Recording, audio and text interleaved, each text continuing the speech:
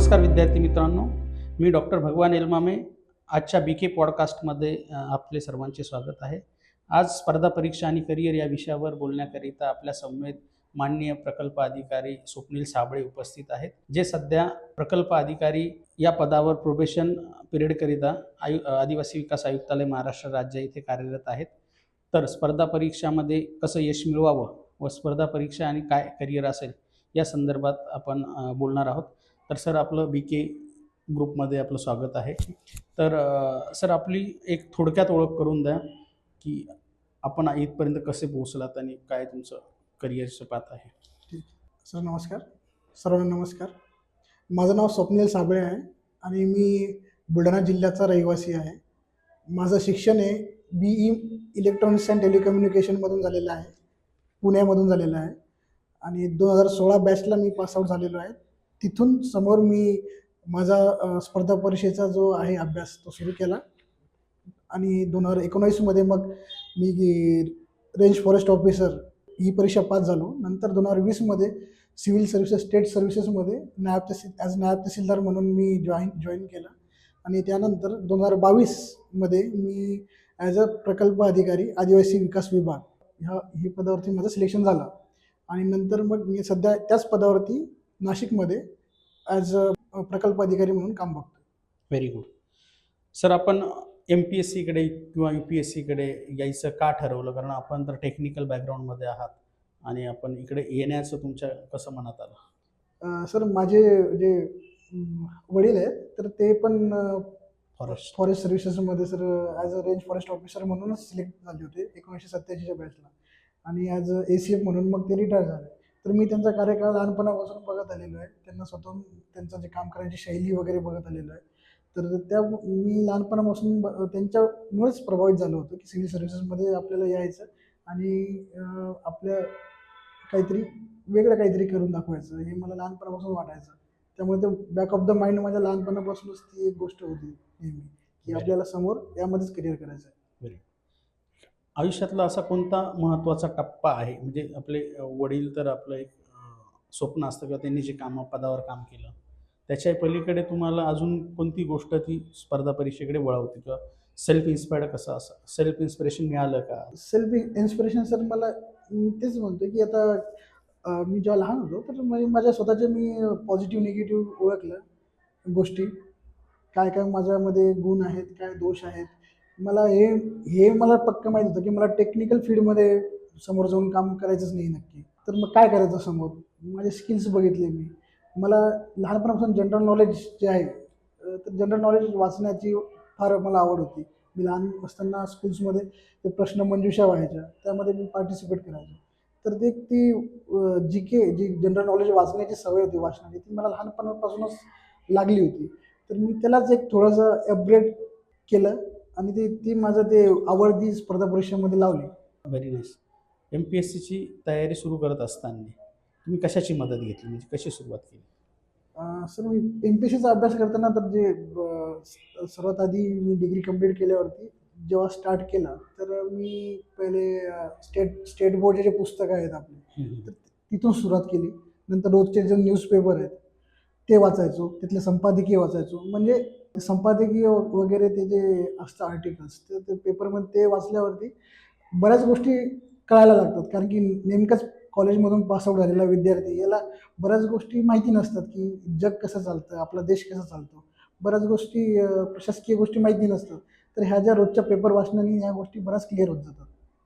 आता हे झालं, तुम्ही सेल्फ स्टडी विषयी सांगितलं की तुम्ही सेल्फ स्टडी स्वतः सेल्फ इन्स्पायर्ड झाला मग अभ्यासाला. तुम्ही यासाठी काही कोचिंग क्लासेसची किंवा ग्रुप स्टडीची मदत घेतली का सोबत? ग्रुप स्टडीची तर नाही म्हणता, पण मी क्लासेस लावले होते पुण्याला असताना. 5-6 महिने मी क्लास केले.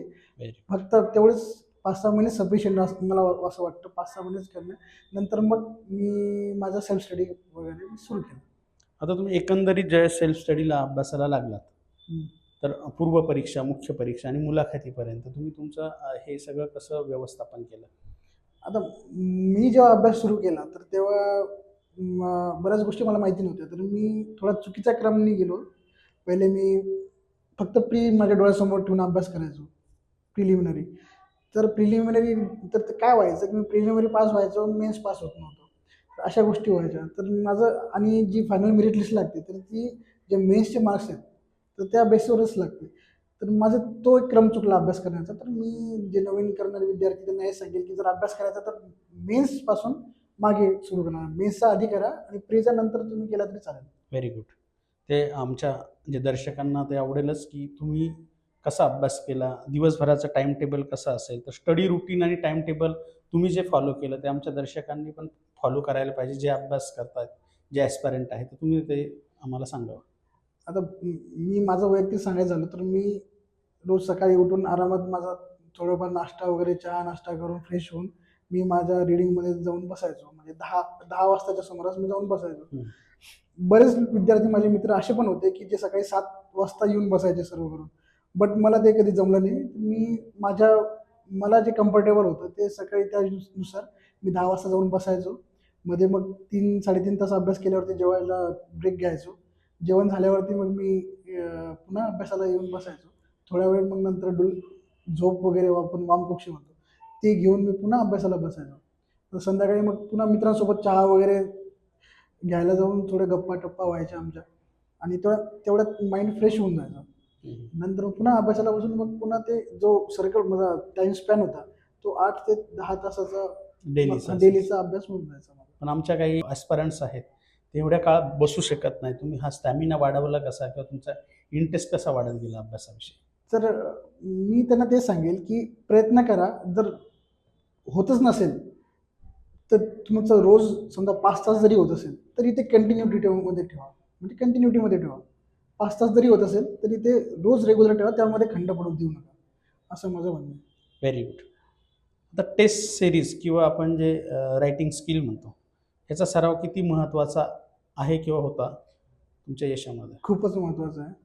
कारण की टेस्ट सीरीज जोपर्यंत आपण सोबत करत नाही, सॉल्व्ह करत नाही, PYQ सॉल्व्ह करत नाही. PYQज आणि टेस्ट सिरीज म्हणा, तर ह्या जोपर्यंत आपण सॉल्व्ह करत नाही, तोपर्यंत आपल्याला एक्झामचा हा पूर्ण आवाका माहितीच होत नाही. आणि जोपर्यंत पूर्ण आवाका माहिती होत नाही, तोपर्यंत मला नाही वाटत की कोणतीही स्पर्धा परीक्षा ही कोणता व्यक्ती पास होऊ शकतो. कारण की कॉम्पिटिशन बघितली मार्केटमध्ये तर खूप जोरात सुरू आहे, टफ आहे. टफ आहे. तर हे करण्यासाठी तुम्हाला पूर्ण वेल प्रिपेअर्ड असणं भाग आहे. आणि ते वेल प्रिपेअर्ड मग PYQज झालं, टेस्ट सिरीज झालं, यावरून तुम्ही वेल प्रिपेअर्ड होता. स्वतःचा कॉन्फिडन्स वाढतो आणि तुम्ही एक स्वतः इम्प्रूव्हमेंट तुम्हाला दिसेल मग त्यामध्ये. आता आपण हे तयारीचा प्रवास समजून घेतला. आमच्या जे प्रिपरेशन करणारे दर्शक आहेत, त्यांना हे आवडेल आणि ते ह्या तयारीप्रमाणे जर गेलेत तर यशस्वी होतील. परंतु हे करत असताना आव्हाने आणि संघर्षांना खूप तोंड द्यावं लागतं. तर फेल्युअरचा अनुभव आला का? आणि आला असेल तर तो तुम्ही कसा हाताळला? तर हे बघा, नुसता आता स्पर्धा परीक्षा हा एक पार्ट झाला जीवनाचा. तुम्ही अभ्यास करत असताना तुमच्या अशा बॅक ऑफ द म्हणजे माइंड किंवा म्हणा की तुमच्या लाईफमध्ये ज्या असतात, जे बाकीच्यांना दिसत नाही, ते बऱ्याच गोष्टी घडत असतात ॲट अ टाईम. तुमच्या पर्सनल गोष्टी काही पण असू शकतात. तुमच्या हेल्थ रिलेटेड असू शकतात, तुमच्या लव्ह लाईफ रिलेटेड असू शकतात, काही पण असू शकतं. म्हणजे फॅमिली रिलेटेड असू शकतात की जे जे जे तुम्हाला जर अभ्यासावर इम्पॅक्ट हां, इम्पॅक्ट पडतो आणि ते बर्डन तुम्हाला सोबत घेऊन अभ्यास करावा लागतो. अभ्यास करावाच लागतो. ते सोबत घेऊन करावाच लागतो तुम्हाला अभ्यास. तर त्याच्याशी कोप जर करायचं आपल्याला, कोप करता आलं कोप पाहिजे. करायला कोप जर करायचं आहे तर तर त्यासाठी तुम्हाला काही गोष्टी म्हणजे जसं की एखादा मित्र गिव्ह अप करावा लागतो. हां, नाही. मग हे तुमचं मन हलकं करायला कोणतरी तुम्हाला मित्र असावा जवळ. जसे तुम्ही तुमच्या मनातल्या गोष्टी ज्या आहेत, भावना ज्या आहेत, त्या शेअर व्यक्त करू करू शकतो. शकता. आता माझ्या वेळेस मी अशा फेसबुकवरून गेलो होतो, पण माझे luckily my father was there. माझे वडील होते. तर ते मित्राच्या हां, भूमिकेमध्ये. मित्राच्या भूमिकेत. त्यांनी मला समजून घेतलं.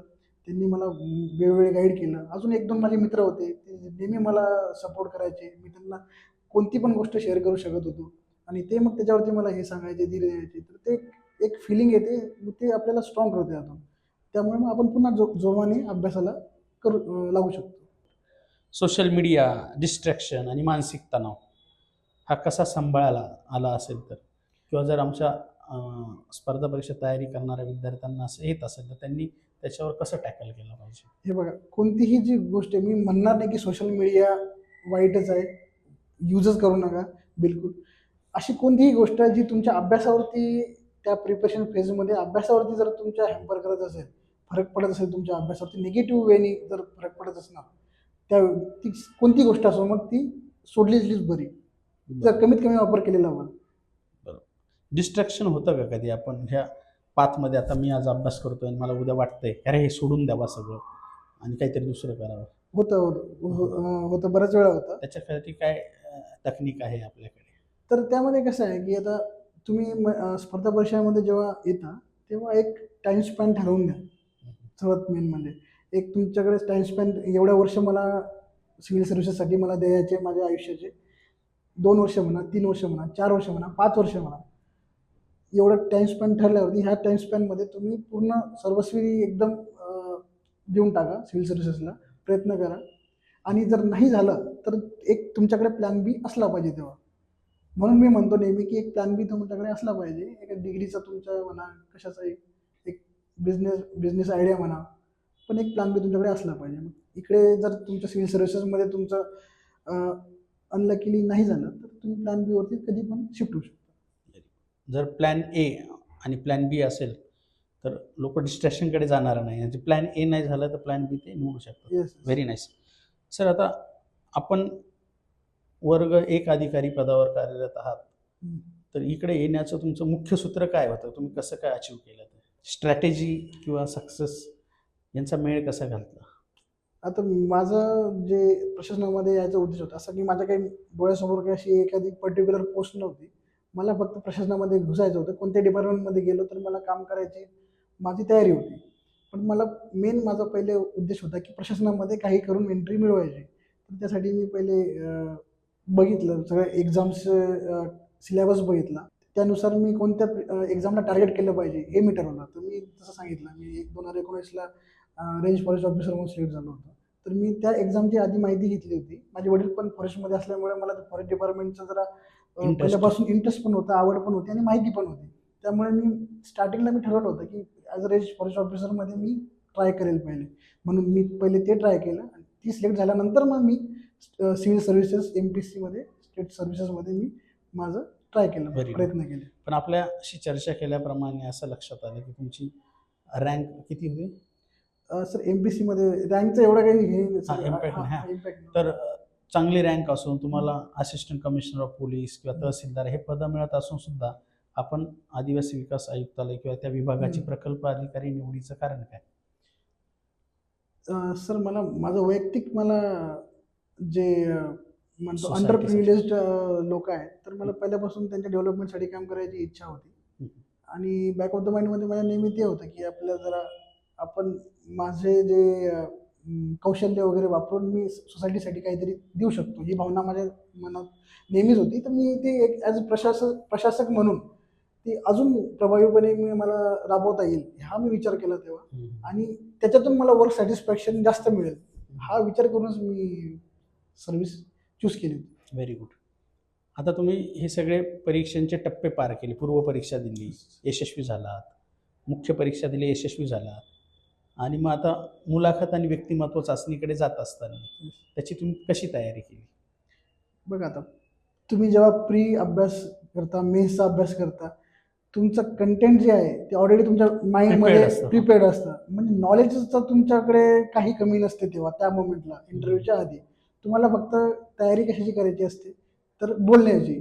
बोलताना आपण अडखळतो का, बोलताना ततमम होतं का, कॉन्फिडंट लेवल कॉन्फिडन्स आपल्याला दिसतो का डोळ्यात, आपण आय कॉन्टॅक्ट मेंटेन करतोय का समोरच्याशी बोलताना, की एकदम ब्लँक होऊन जातोय. तर हे अशा गोष्टी ज्या आहेत छोट्या छोट्या मायनर, आणि त्याची काळजी हीच तयारी असते याची. तर ती आपण ओव्हरकम करू शकतो. प्रत्येकाला भीती असते, प्रत्येकाला वाटतं की समोरचा आपला घेणारा इंटरव्ह्यू फोबिया सगळ्यांकडे. तर प्रत्येकाला असं वाटतं की समोरचा जो इंटरव्ह्यू घेणार आहे तर हा एवढा मोठा अधिकारी आहे, रिटायर्ड असतात बरेच IAS लोक, सचिव लेवल दर्जाचे अधिकारी असतात पॅनलवरती, ते घेणारे असतात. तर लोकांच्या मनात ऑब्व्हियसली भीती राहणारच की इंटरव्ह्यू घेणारे एवढे मोठे व्यक्ती, ती कसं आपण हँडल करणार. पण मी ते सांगेल की डोंट वरी, मॉक इंटरव्ह्यू आता सुरू असतात. एकदम मॉक इंटरव्ह्यू दिले ना आपण, कॉन्फिडंट लेवल बिल्ड तर कॉन्फिडन्स लेवल आपलं बिल्डअप होते. आणि तिथे त्या पॅनलमध्ये पण ते अधिकारी लोकच असतात. त्यांच्याशी एकदा इंटरॅक्ट केलं की मग ती जी मनातली भीती आहे फेस कसं करू, ती ऑटोमॅटिक चालल्या जाते. Very good. थँक्यू. आपण जी तयारीची स्ट्रॅटेजी सांगितली ते नक्कीच आमचे मुख्य परीक्षा उत्तीर्ण झालेली मुलं अवलंबतील. परंतु जेव्हा तुम्ही इंटरव्ह्यूसाठी अपिअर्ड झालात, Yes. तर त्या मुलाखतीमध्ये तुम्हाला विचारण्यात आलेले तुम्हाला आठवणारे प्रश्न कोणते होते? किंवा जे टॅकल करणारे प्रश्न कोणते होते? आता मी जेव्हा फर्स्ट टाइम इंटरव्ह्यू दिला होता, तर मला एवढी आयडिया नव्हती इंटरव्ह्यूची, म्हणजे एवढा वेल प्रिपेअर्ड नव्हतो गेलो मी, पण तरी मला ते त्याच इंटरव्ह्यूचे क्वेश्चन सगळ्यात जास्त आठवतात. तर त्यामध्ये मला विचारलं होतं, तुमचा जो पर्सनल फॉर्म असतो आपला भरलेला आपण ॲप्लिकेशन फॉर्म, त्यामधली जी माहिती असते, तुमचं शिक्षण काय झालं, तुमचं शिक्षण काय झालेलं आहे, तुमच्या हॉबीज काय काय, तुम्ही कोणत्या ज्या जिल्ह्यातून बिलॉंग करता, त्या जिल्ह्याची परिपूर्ण तुम्हाला माहिती आहे का, आणि तुम्ही जी डिग्री आहे, समजा माझी इलेक्ट्रॉनिक्स टेलिकम्युनिकेशन होते, तर इलेक्ट्रॉनिक्स टेलिकम्युनिकेशनमध्ये सध्या काय ट्रेंड चालू आहे जगामध्ये, भारतामध्ये सध्या काय त्याच्यामध्ये अपडेट काय होत आहे, इमर्जिंग काय आहे? हां, नवीन नवीन टेक्नॉलॉजी काय येत आहेत, त्याचा प्रशासनात उपयोग कसा करणार आपण, ह्या गोष्टी विचारल्या होत्या मला.